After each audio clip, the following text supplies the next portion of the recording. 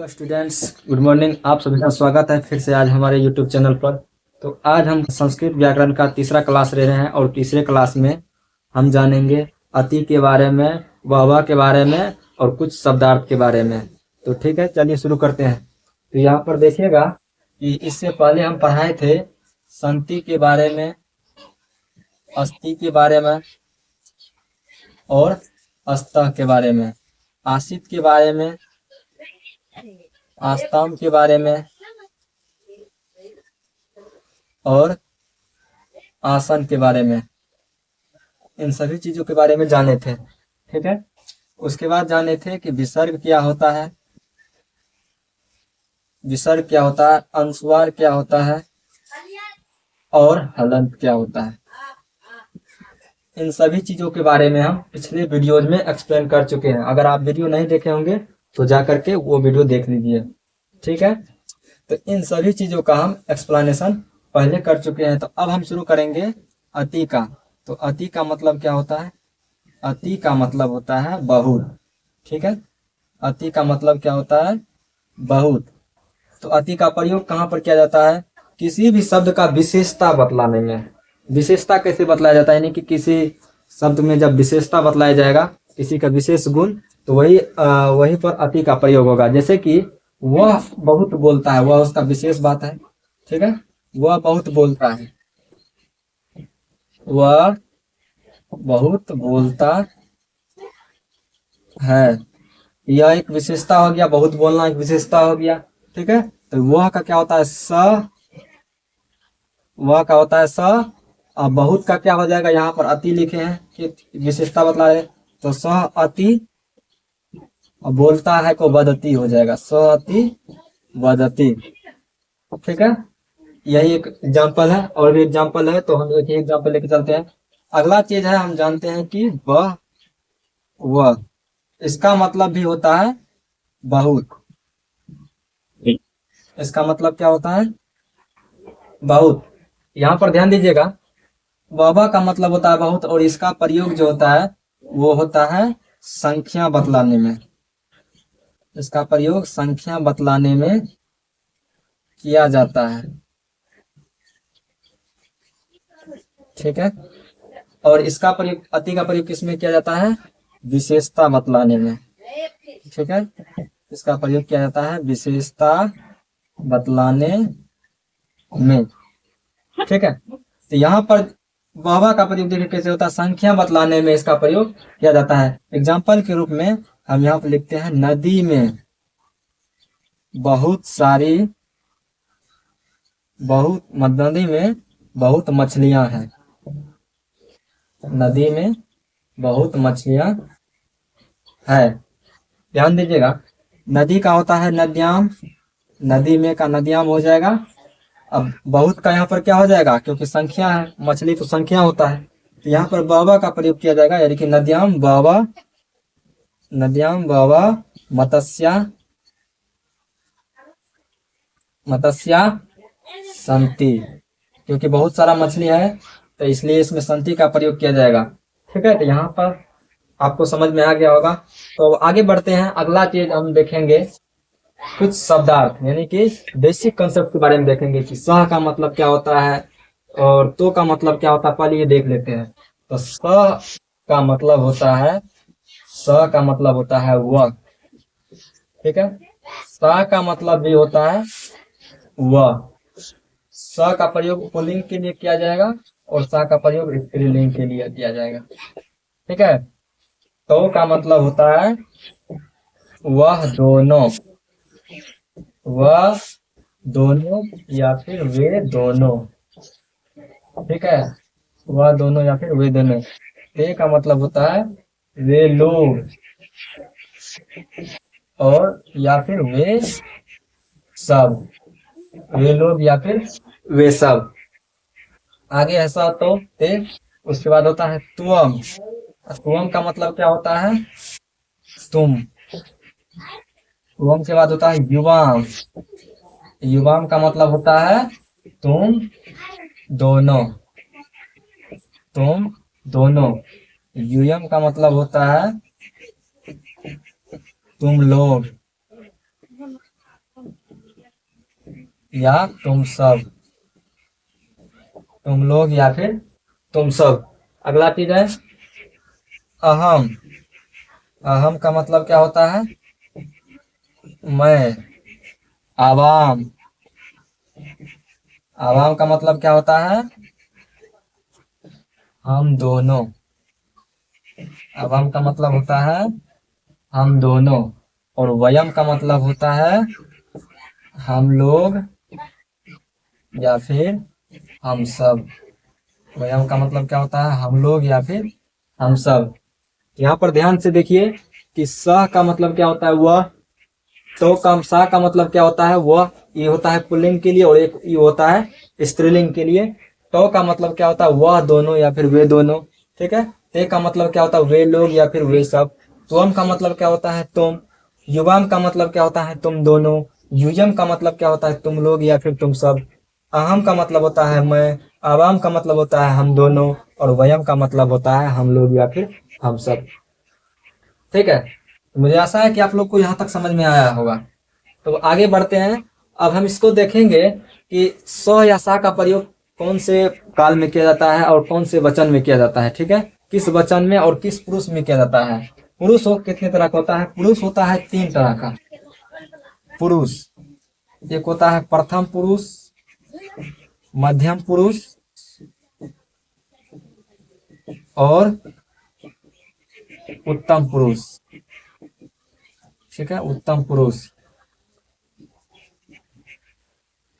उत्तम पुरुष। तो आगे देखिए कि प्रथम पुरुष क्या होता है, मध्यम पुरुष क्या होता है और उत्तम पुरुष क्या होता है। यानी कि इंग्लिश में हम जब पर्सन पढ़ेंगे, पर्सन का मतलब ही पुरुष होता है, तो उसमें फर्स्ट पर्सन, सेकंड पर्सन और थर्ड पर्सन होता है। ठीक है। फर्स्ट पर्सन, सेकंड पर्सन और थर्ड पर्सन। उसी प्रकार इसमें प्रथम पुरुष, मध्यम पुरुष और उत्तम पुरुष होता है। प्रथम पुरुष का मतलब होता है कि जो व्यक्ति बोलता है, जैसे कि मैं बोल रहा हूँ, यहाँ पर जो मैं शब्द का उपयोग हुआ है वहां पर ये प्रथम पुरुष में आएगा। ठीक है। मैं मैं का यूज होगा वो प्रथम पुरुष में होगा। यानी कि मैं हो गया, मैं का कई रूप होता है, कई कितने सारे रूप होते हैं। मैं का होता है मैंने। ठीक है। हम लोग, हम सब, हमारा। ठीक है। यानी कि जब हम हमारा का प्रयोग करते हैं तो हमारा कहने का मतलब क्या हुआ कि हम जितने भी व्यक्ति है उसमें मेरा भी नाम आएगा। हमारा मतलब कि हम भी उसमें साथ है। तो हम का प्रयोग किसके लिए? मैं के लिए किया जाता है। ठीक है। तो मैं का ये सब अलग अलग रूप है। ठीक है। और इन सभी का प्रयोग किया जाता है। यानी कि बोलने वाला ये भी होगा प्रथम पुरुष, ये भी होगा प्रथम पुरुष, ये भी होगा प्रथम पुरुष, ये भी प्रथम पुरुष और ये भी प्रथम पुरुष।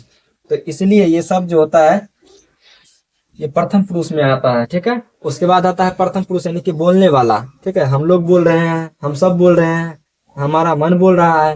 ठीक है। तो इन सभी का प्रयोग जो होता है प्रथम पुरुष में होता है। उसके बाद आता है मध्यम पुरुष। मध्यम पुरुष का मतलब होता है जो व्यक्ति सुनने वाला होता है।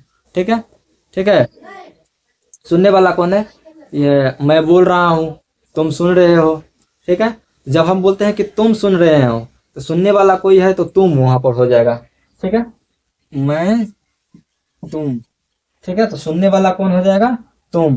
तुम का क्या होता है? तुम लोग, तुम्हारा, तुम्हारी, तुम्हारे, ये सब होता है। ठीक है। ये हो गया तुम या तुम लोग का, यानी कि मध्यम पुरुष में ये हो जाएगा। ठीक है। आगे आता है उत्तम पुरुष। मुझे आशा है कि ये भी समझ में आपको आ गया होगा। ठीक है। आगे आता है उत्तम पुरुष, जिसके विषय में कुछ कहा जाए। हम दोनों बात कर रहे हैं, मैं और आप बात कर रहे हैं, और मान के चलिए कि किसी के बारे में हम बोल रहे हैं। ठीक है। जैसे कि गाय खा रही है तो हम क्या बोले? गाय खा रही है। किसको बोले? आपको बोले। किसके बारे में बोले? गाय के बारे में बोले। ठीक है। तो हम गाय के बारे में चर्चा कर रहे हैं तो वही हो गया कि ये उत्तम पुरुष में चला जाएगा। ठीक है। यानी कि जब हम किसी के बारे में बोलते हैं, जैसे कि वह, राम, नाम भी हो सकता है। ठीक है। ये सभी चीजें उत्तम पुरुष में आता है। तो अब हम देखते हैं कि इसका प्रयोग कहाँ पर किया जाता है। स का प्रयोग कहाँ पर होता है, सा का प्रयोग कहाँ पर होता है, तो का प्रयोग कहाँ पर होता है, ते का प्रयोग कहाँ पर होता है, तुम, युवाम, युगम, इन सब का प्रयोग देखते हैं। ठीक है। आइए अब देखते हैं कि इस शब्द का प्रयोग कहाँ पे होता है। ठीक है। तो चलिए हम ध्यान से देखते हैं। यहाँ पर देखिए एक हम सारणी बनाए हुए हैं, ये सारणी बनाए हुए हैं, और इस सारणी में क्या लिखे, ऊपर में एक वचन है, द्विवचन है और बहुवचन है। ठीक है, और यहाँ पर प्रथम पुरुष भी लिखे हैं, मध्यम पुरुष भी लिखे हैं और उत्तम पुरुष भी लिखे हैं। और उस सारणी में हम स, तो, ते, तुम, युवाम, युवम, अहम, आवाम, वयम को फिट किए हुए हैं। अब देखिए स या सा कहेंगे तो कितने व्यक्ति होगा, स या सा। स का मतलब होता है वह जब बोलेंगे तो हम किसी एक व्यक्ति के लिए यूज करते हैं वह का प्रयोग। ठीक है, तो इसलिए ये एक वचन में हो जाएगा। और यहाँ पर कौन सा पुरुष है, प्रथम पुरुष में। अभी हम आपको जस्ट पढ़ाए थे कि प्रथम पुरुष बोलने वाला होता है, वो होता है केवल इंग्लिश में। जब संस्कृत में जाते हैं तो मैं उत्तम पुरुष से शुरू होता है, यानी कि उसका उल्टा हो जाता है। ठीक है, यहाँ पर देखिए स या सा जो हो जाएगा, ये हो जाएगा प्रथम पुरुष के एक वचन, यानी कि एक व्यक्ति या फिर एक वस्तु का बोध करवाने वाले संख्या को एक वचन कहा जाता है। ठीक है, तो यानी कि एक वचन में ये हो जाएगा स या सा। उसके बाद होता है तो, इसी का दूसरा रूप है तो स का बात होता है तो वे दोनों। ठीक है, तो इसके लिए कौन सा वचन होगा, वे दोनों जब बोलते हैं तो दो व्यक्ति का बोलते हैं तो वो द्विवचन में चला जाएगा। ठीक है, द्वि माने दो, वचन का मतलब संख्या, दो संख्या बतलाने वाले शब्द को द्विवचन कहा जाता है संस्कृत में। ठीक है, उसके बाद है बहुवचन में क्या है, ते। ये कौन सा हो जाएगा, ते, यानी कि ये बहुवचन हो जाएगा। ते का मतलब होता है वे लोग।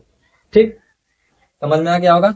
अब आते हैं मध्यम पुरुष में। मध्यम पुरुष का मध्यम पुरुष ही रहता है, यानी कि सेकंड पर्सन है ये। आगे देखिए कि तुम बोलते हैं तो तुम का मतलब क्या होता है, तुम। तुम जब बोलते हैं तो कितने व्यक्ति के लिए बोलते हैं, केवल एक व्यक्ति के लिए, इसलिए ये हो जाएगा कौन सा, एक वचन में हो जाएगा। उसके बाद बोलते हैं युवाम।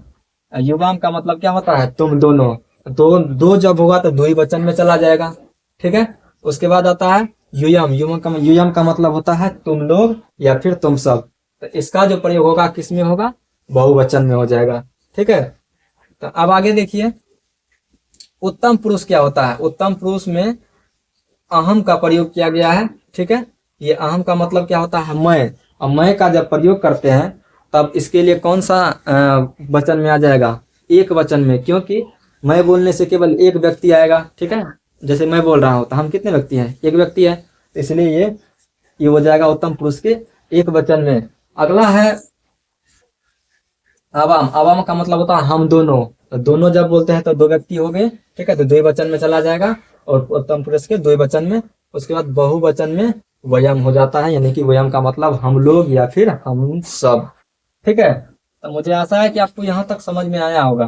तो संस्कृत में उत्तम पुरुष से शुरू होता है मैं, और इंग्लिश में ग्रामर में वहां पर शुरू होता है प्रथम पुरुष, यानी कि फर्स्ट पर्सन से। तो इंग्लिश का बात तो अलग है, यहाँ पर हम संस्कृत पढ़ रहे हैं तो संस्कृत के अनुसार हम चलेंगे ना। ठीक है, तो स, अब इसको याद कैसे करना है, ऐसे भी याद कर सकते हैं, स, तो, ते, तुम, युवम, युयम, अहम, आवाम, वयम। स, तो, ते, एक वचन, द्विवचन, बहुवचन। ठीक है, एक वचन, द्विवचन, बहुवचन में तो स, तो, ते, तुम, युवम, युयम, अहम, आवाम, वयम। ठीक है, पहले इसका एक रूप हो गया, फिर दूसरा रूप, तीसरा रूप, यानी कि वो बहुत सारे व्यक्ति का नाम हो गया। ऐसे भी याद सकते हैं, एक वचन वाला स या सा होगा, तुम होगा, अहम होगा, एक वचन वाले ये है। द्विवचन वाले कौन सा होगा, तो होगा, युवाम होगा, अवाम होगा। ठीक है, और बहुवचन वाले ते होगा, युयम होगा और वयम होगा। तो मुझे आशा है कि आप लोग को यहाँ तक समझ में आया होगा। अब इसके बाद हम अगले वीडियो को शुरू करेंगे दूसरे दिन, और दूसरे दिन हम पढ़ाने वाले हैं किस चीज के बारे में, लकार के बारे में। लकार क्या होता है, लकार का मतलब होता है काल। ठीक है, इसके बारे में पढ़ाएंगे अगले वीडियो में। लकार क्या होता है, लकार के कितने भेद होते हैं, इन सभी चीजों को हम एक्सप्लेन करके देखेंगे। आज भर के लिए धन्यवाद।